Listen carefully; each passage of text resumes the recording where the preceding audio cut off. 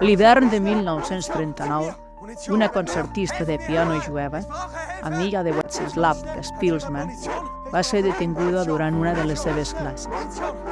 Unes setmanes més tard, fou conduïda al camp de concentració de Ravensbrück. Un dia, una companya de llitera va dibuixar el teclat d'un piano damunt d'una taula. Des d'aleshores, cada nit oferia un concert a les altres presoneres. Una temporada ho va fer amb els dits trencats. Els hi van fracturar durant una venjança. Interpretava Chopin, Mendelssohn o Mahler, musitant-los amb els ulls closos. Mentrestant, a fora, els gossos dels guàrdies no paraven de gadar.